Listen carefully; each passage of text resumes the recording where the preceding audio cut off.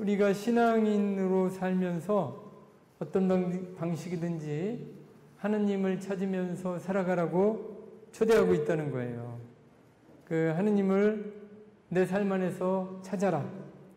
근데 이걸 대수롭지 않게 여기거나 무시해서는 안 된다는 것이죠. 왜냐하면 신앙인의 삶 자체가 하느님을 찾는 사람이라고 하는 것을 내포하고 있기 때문에 이 질문을 무시해서는 안 된다는 것입니다. 하느님을 이미 믿고 있거나 이미 찾았다고 해서 이 질문을 멈춰서는 안 된다는 것이죠. 끝까지. 죽기 전까지 우리는 하느님을 향해 나아가는 길에서 하느님을 찾으면서 살아가라는 부르심을 받고 있다는 것입니다. 그 많은 길을 6가지로 이렇게 압축해서 이야기할 수 있습니다. 첫 번째 길은 믿음의 길이에요. 믿음의 길. 믿음의 길은 돈독한 신앙을 가지고 사는 거죠. 그래서 어렸을 때부터 구교 집안에서 자란 사람들, 이분들은 뭐예요? 옛날에 부모님들이 가만 안 두셨죠. 기도 안 하면. 그래서 묵주기도도 하고 만과도 바치고 이런 생활들을 충실하게 했던 가정에서 태어난 사람들도 있습니다. 또 나중에 하느님을 알게 되신 분도 있어요. 어른이 돼서 세례를 받으신 분들도 있다는 것이죠. 하느님을 나중에 알았으니까 어떻게 더 열심히 하느님을 찾으려고 노력하고 있고 하느님의 말씀을 더 깊이 마음에 새기고 살아가려는 사람들이 있다는 것이죠. 저도 지금 가만히 생각해 보니까 24세 군대 갔다 와가지고 세례를 받게 됐습니다.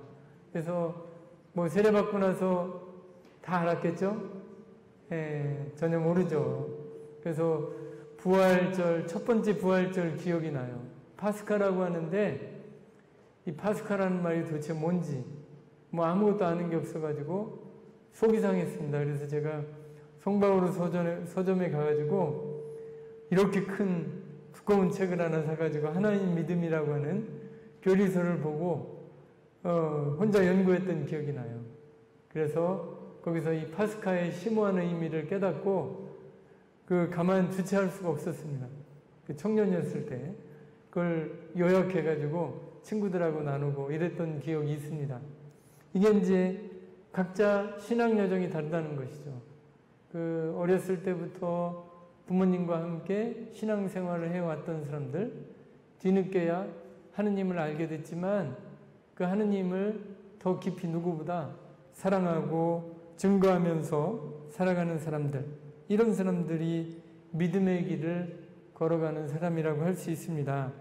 이런 사람들은 뭐예요? 규칙적으로 기도 생활을 하겠죠. 그리고 주일 미사와 교회에서 중요하다고 여기는 전례에 꾸준히 참석하는 사람들이죠. 그 다음에 뭐예요? 하느님을 이야기할 때 부끄럽게 생각하는 분들 계시죠? 안 계신가요? 안 계시면 다행이고, 하느님에 대해서 이야기할 때 평온한 마음으로 그 하느님, 내가 체험한 하느님을 이야기할 수 있는 사람, 이런 사람들이 믿음의 길을 걸어가는 사람이라고 이야기할 수 있겠습니다. 믿음의 길을 걸어가는 사람들이라고 해서 다른 사람이 다 겪는 고통에서 면제되었다고 할 수 있을까요? 없습니다. 똑같은 고통을 당하고 때로는 더 큰 고통을 당하기도 한다는 거예요. 그래서 고통에서 자유롭지 않다는 것입니다. 하지만 이 사람들의 특징은 뭐예요? 믿음의 길을 걸어가는 사람들의 특징은 그런 고통들을 자기 신앙 안에서 그 고통의 의미를 해석하고 발견하는 사람들이라고 이야기할 수 있겠습니다. 나 힘들다, 괴롭다, 하느님이 안 계시다, 이렇게 이야기하는 사람들이 아니고 그 고통을 통해서 하느님께서 나에게 원하는 것이 무엇인가를 끊임없이 찾으면서 하느님을 추구하는 사람, 이 사람들이 뭐예요? 믿음의 길을 걸어가는 사람이라고 할 수 있겠습니다. 1940년대에 옛날 소련이죠. 소비에트 연방이죠. 거기에서 감옥 생활을 한 그 신부님이 계셨습니다. 20년 동안 시베리아 강제 수용소에서 그 생활한 신부님이 계셨어요. 예수의 회원이고 미국 사람이었는데 월터 취체크라고 하는 신부입니다. 아마 너무나 유명해서 책으로 나왔어요. 이분 그런 체험들을 책으로 이렇게 냈는데 아주 유명한 책입니다. 근데 거기에서 보면은 그 젊은 시절에 이분은 신앙심이 깊은 가정에서 자랐다고 이야기를 합니다. 삶 안에 신앙이 배어 있었던 것이죠. 그런데 그 신앙 안에서 생각하고 바라보는 그런 교육을 받았는데 강제 수용소의 혹독한 어려움을 이 신앙이 믿음이 견딜 수 있게 해줬다는 것입니다. 더 놀라운 것은요, 20여 년의 강제 수용소 생활을 마치고 소련을 떠날 때 이분이 소련을 축복했다는 거예요. 마음으로. 이 마음 여러분들 우리가 생각할 수 있을까요? 웬만해서는 지긋지긋해서 군대 생활 마치고 전역할 때 어떻게 하죠? 남자들 다 아실 거예요. 남자분들. 내가 이쪽을 향해서 오줌 다 느꼈다고. 지긋지긋하다는 것이죠. 근데 축복을 하고 떠났다는 것이죠. 그렇다고 해서 이 취체크 신부가 자기의 믿음과 전혀 그 투쟁을 벌이지 않았다는 이야기가 아니에요.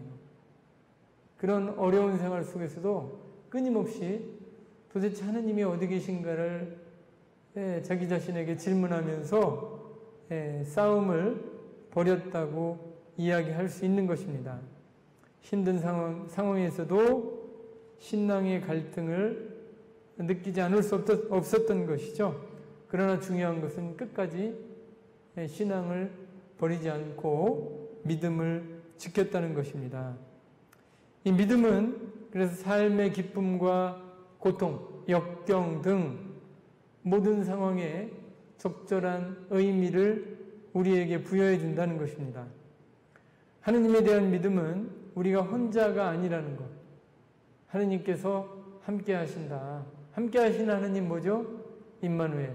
하느님을 우리에게 늘 알려주신다는 거예요. 고통 속에서도 나는 너와 함께 한다라고 하는 걸 알려주신다는 것이죠.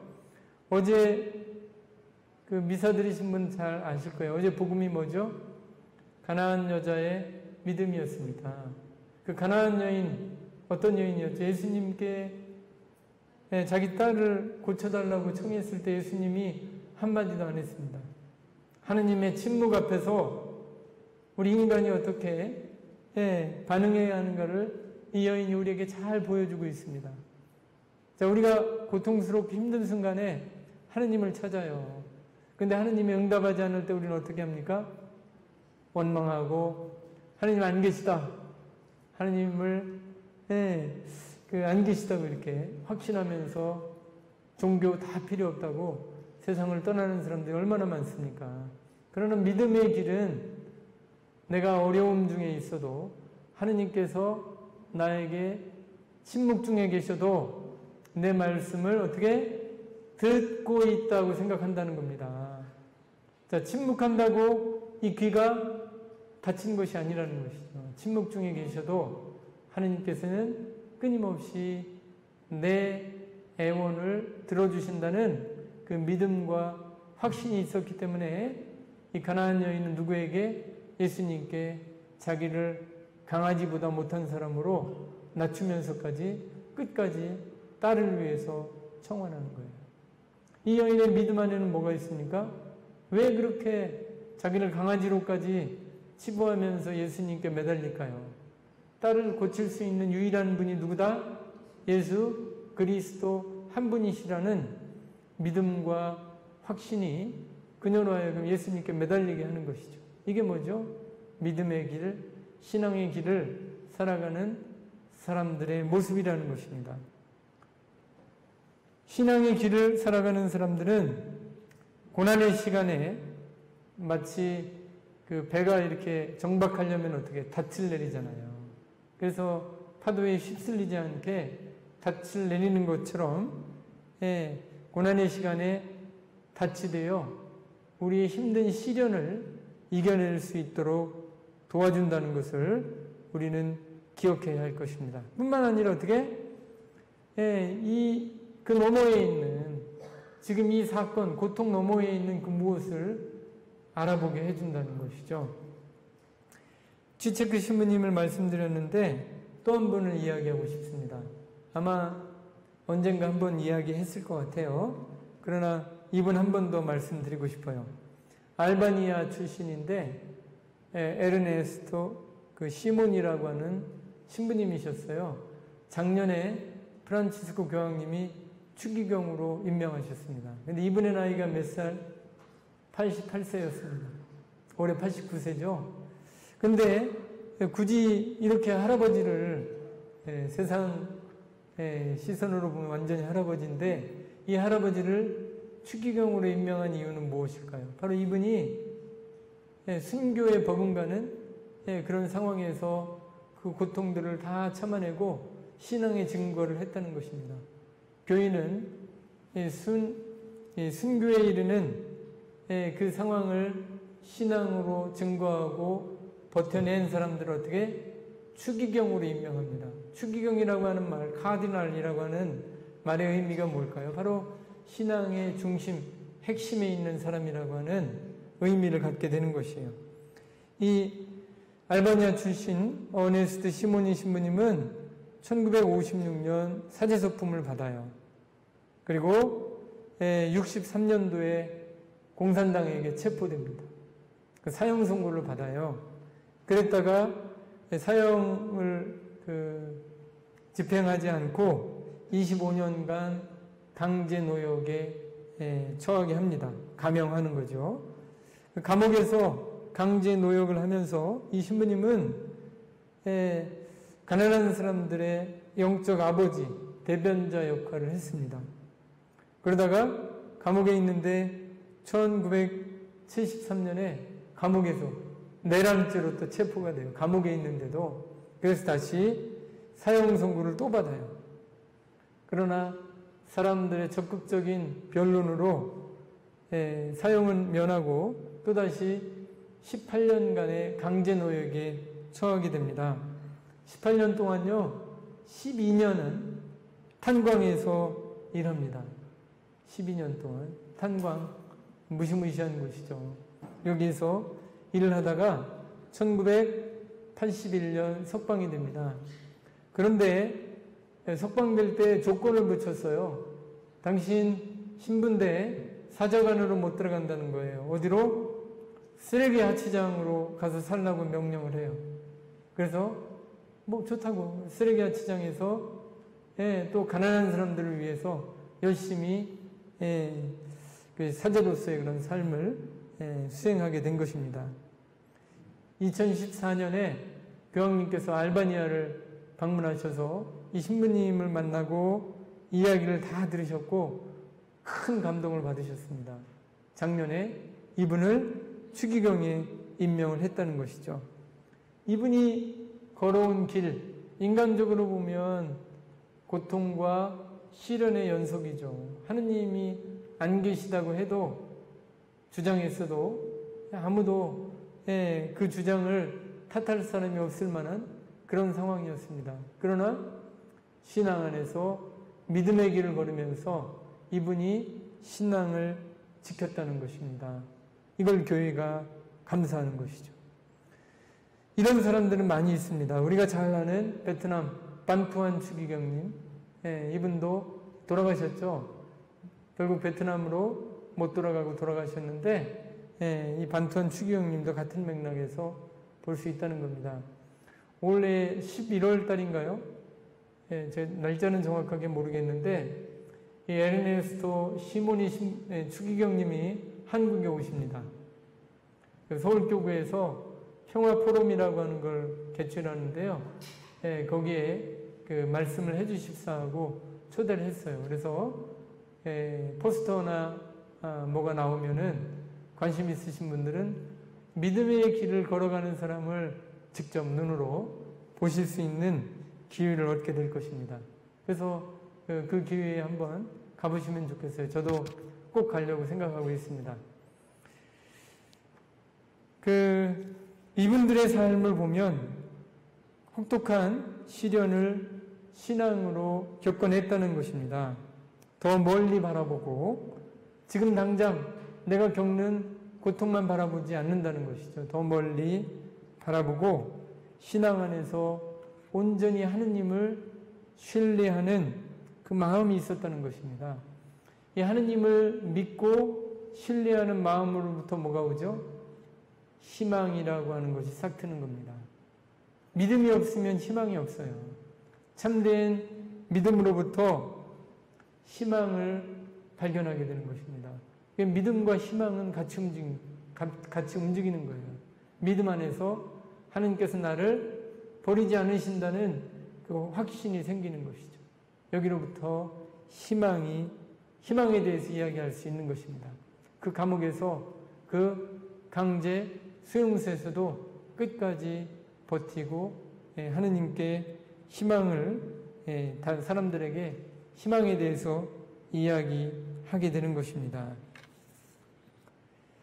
신앙에 대해서 이렇게 보게 될 때 이렇게 이야기할 수 있을 것 같아요. 삶에서 만나는 모든 것에는 부정적인 것이 하나도 없다는 것이죠. 다 나를 성장하게 하는데 도움이 된다는 것입니다.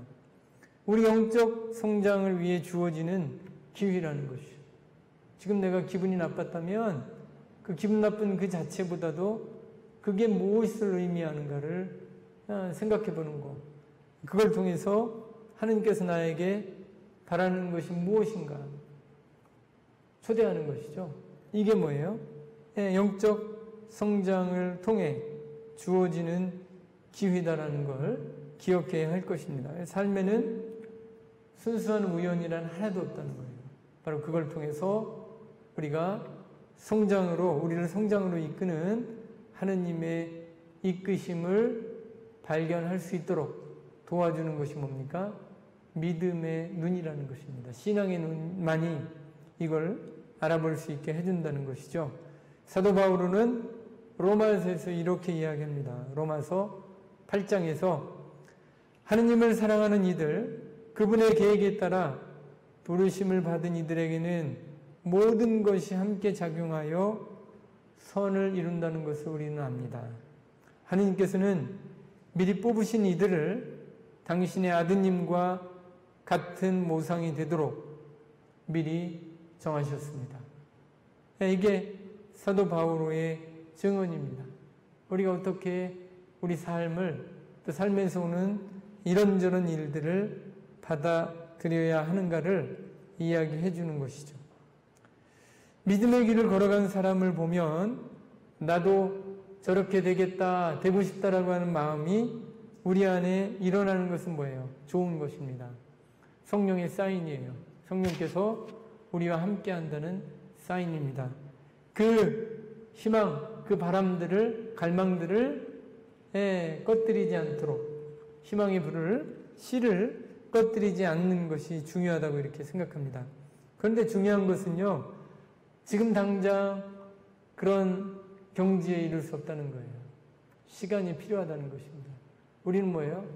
한 번에 일취월장하면 참 좋겠지만 그러기가 쉽지 않다는 것이죠. 그래서 조금씩 성장하는 이 성장 여정을 인정해야 된다는 것이죠. 왜 나는 이 모양인가 조급해하거나 실망할 필요가 없다는 것입니다. 악마가 있다면 우리에게 어떻게 이야기할까요? 악마도 우리가 어떻게 성인이 되는 걸 원한다는 거예요. 그런데 악마는 우리에게 너 지금 당장 시모님처럼 추기경님처럼 그 믿음을 가지라고 우리에게 요구하는 겁니다. 이게 악마예요. 그럼 우리는 어떻게? 실망하겠죠. 내가 어떻게 지금 당장 그런 믿음을 갖겠느냐고. 하느님께서는 우리에게 어떻게 말씀하실까요? 초대하실까요? 너 지금 당장 그런 사람처럼 되라고 하지 않으신다는 거예요. 하느님께서는 지금 있는 그대로의 나를 받아주신다는 거예요. 부족하면 부족한 대로 여기서부터 차근차근 시작하자고. 이런 하느님 앞에서 우리는 뭐 어떤 용기가 생기는 거죠. 악마 앞에서는 뭐가 생길까요? 실망과 절망감, 포기하는 거예요. 그럼 하느님 앞에서는 무한한 용기가 생기는 거예요. 아, 그렇다면 나도 시작할 수 있다는 희망이 생기는 것입니다. 80세가 되어도 90세가 되어도 이 여정을 시작할 수 있다는 것입니다. 이게 하느님께서 우리를 믿음의 길로 이끌어 가시는 방식이라는 것을 우리는 잊어서는 안 됩니다. 많은 사람은 하느님을 알면서 의욕과 혼돈의 시기를 거치게 됩니다. 어떤 때 굉장히 이 시간이 길기도 해요. 그래서 믿음의 길을 따라 걷기 위해서는 인내와 끈기가 필요하다는 겁니다. 또 뭐가 필요해요? 정성, 노력이 필요하다는 것입니다. 믿음의 길을 걷는 사람이라 하더라도 다른 길을 걷는 사람들을 이해하지 못하고 그들을 의혹이나 또 불신의 눈으로 판단하려는 유혹에 빠지기 쉽습니다. 그러나 그래서는 안 된다는 것이죠. 이건 누가 하는 짓이에요? 마귀가 하는 짓이에요. 하느님께서 결코 이렇게 하지 않는다는 것이죠. 각자 자기의 신앙 여정을 걸어갈 수 있도록 지지해주고 응원하고 용기를 주는 것, 이게 성령께서 하는 것이고 믿음의 길을 따라가는 사람이 바로 이렇게 한다는 것입니다.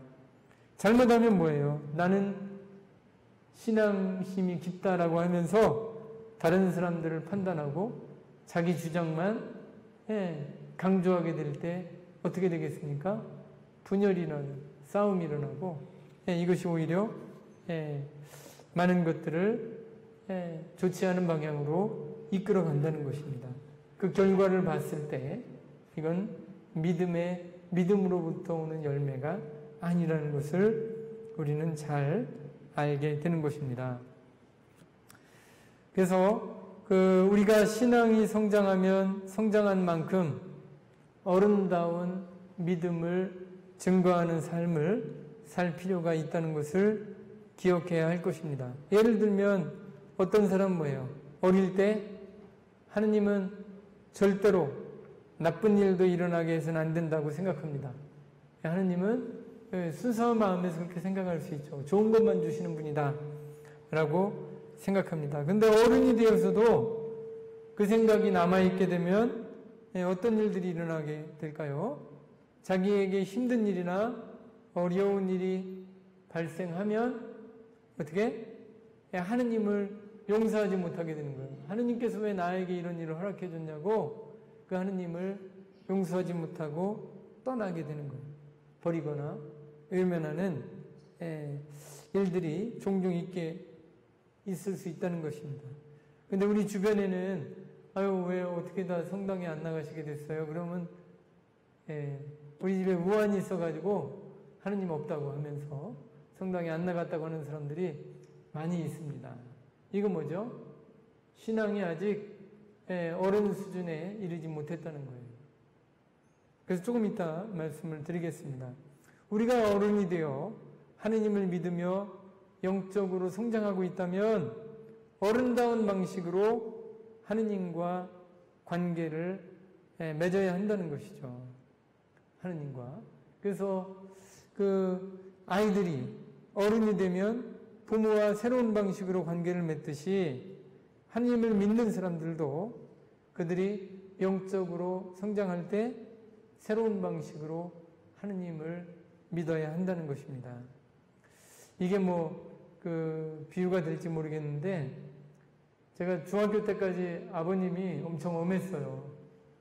엄청 엄해가지고 저는 노는 걸 너무나 좋아해가지고 아버지하고 약속을 해요. 6시까지 들어와라. 우리 6시에 저녁 식사 시간이니까 6시까지 들어오라고. 그러면 철석같이 약속을 해요. 근데 친구들하고 놀다 보면 놀이에 몰입을 하잖아요. 7시, 8시에요. 딱 오면은 밖에 나가 있어. 손 들고 서 있고 제 약속을 안 지키니까 밥도 주지 말라고 엄청 혼난 적이 많아요. 근데 이상하게 그렇게 시간이 금방 지나가고 잊었던 적이 있는데 고등학교가 딱 되니까 아버님이 모든 걸 제가 결정하고 그 다음에 제 결정을 존중한다는 것을 알았습니다. 저를 이제 어른 취급을 해주시는 거예요. 그래서 제가 겁이 덜컥 나는 겁니다. 속으로 생각했어요. 야, 이거 함부로 내가 결정해서는 안 되겠다. 그 생각이 드니까 어떻게 결정하기 전에 굉장히 신중해지고 다 찾아보고 꼼꼼히 연구하고 이렇게 되는 거예요. 이게 이제 필요하다는 것이죠. 그 다음에 아버지의 조언도 구하고 이렇게 생각하는데 이거 해도 될까요? 그 아버님이 특별히 벗어나는 일이 아니면 네가 생각한 대로 하라고 이러니까 책임감이 더 생기게 되었습니다. 그리고 이제 고등학생이 돼가지고 첫 번째 우리 할아버지 제삿날이 왔는데 제사 때 이제 음복하잖아요. 중학교 때 저 초대 안 했는데 음복할 때 이제 오라고 이제 고등학교 됐으니 고등학생이 됐으니까 딱 한 잔을 주시는데 저 술을 잘 못하지만 근데 뭐 한 잔 마신 것보다도 이제 나는 어른이다. 이제 내 삶을 내가 살아가라는 초대를 확실히 받게 되는 것이죠. 어른이 되는 건 매우 중요합니다. 어른답게 사는 것, 믿음도 마찬가지라고 생각합니다. 우리가 어른의 믿음을 가지고 생각할 때 어린이처럼 사건들을 바라보아서는 안 된다는 것이죠. 아무튼 우리는 적어도 믿음의 길을 걸어가라고 초대받고 있다는 것을 기억하시면 좋겠습니다. 다음 두 번째는 6가지의 길이 있다고 했죠. 오늘 완전히 다 못하겠네요. 두 번째 길은 독립의 길이에요. 독립. 첫 번째는 믿음의 길을 걸어간다고 했는데 이제 하느님을 찾는 사람들의 두 번째 방식은 독립의 길을 걸어가는 사람입니다. 의외로 교회 안에는 독립의 길을 걸어가면서 혼자 하느님을 찾겠다 하는 사람들이 많다는 거죠. 교회는 no, 예수님은 yes 하면서 교회 별로 좋아하지 않아요. 그러면서도 신자라고 하면서 하느님을 믿는다고 이야기하는 것이죠. 가끔 어떤 사람들은 교회가 무의미하다거나 또 자기 생각에 맞지 않는다고는 느낄 수 있겠습니다. 또 너무 권위적이고 예수님의 정신을 잘 살아내지 못한다고 교회를 비판할 수도 있습니다. 그래서 예수님은 좋지만 교회는 별로 호감이 안 간다라는 말이 생겨났는지도 모르겠습니다. 사실 성사를 듣다 보면요, 사제나 또 수도자들에게 상처받은 사람들을 많이 만나요. 이런 일이 있으면 안 되지만 사실 수도자로서 또 사제로서 그런 이야기를 들을 때마다 죄송하고 제 삶을 한번 되돌아보는 그런 시간을 좀 갖게 됩니다. 또 어떤 사람은 가톨릭의 정신, 예를 들면 가톨릭이 왜 그렇게 사회에 참여하느냐, 정의만 부르짖느냐라고 불만을 토로하는 사람들도 있습니다. 또 어떤 사람들은 종교 지도자의 위선을 낱낱이 고발하는 사람도 있어요. 강론이 따분해서 주일 미사에 참여하고 싶지 않다고 말하는 사람들도 생각보다 많이 있다는 것이죠. 이런 현상을 보고 사회학자인 앤드류 그릴리 신부라고 하는 사람이 이렇게 이야기합니다. 내가 진짜 궁금한 게 하나 있다는 거예요. 근데 이 진짜 궁금한 건 뭐냐면 이런 좋지 않은 일들이 참 많은데 왜 그렇게 많은 사람들이 가톨릭 신자들이 교회를 떠나느냐가 아니라 교회에 붙어 있느냐. 이런 일들이 많다면 다 떠나는 게 옳다는 거죠. 그런데도 불구하고 그 많은 신자들, 전 세계에 12억? 하여튼 그 정도 10억이 넘는 그 가톨릭 신자들이 왜 교회에 붙어 있는가. 이게 자기에게는 신비라는 것이죠. 우리가 알아야 될 것은 교회도 약한 사람들의 약한 사람들이 모인 조직이라는 것이죠. 그래서 이런저런 문제들이 없었던 날이 없어요. 예수님이 계셨을 때 12제자들 문제 하나도 없었겠죠? 네? 12제자들 아니에요. 제자들도 쌈박질 했어요. 네. 그 큰 것만 거기다 넣은 거예요. 큰 것만. 네. 제자들, 예수님과 함께한 그 12명밖에 안 되는 제자들도 그랬습니다.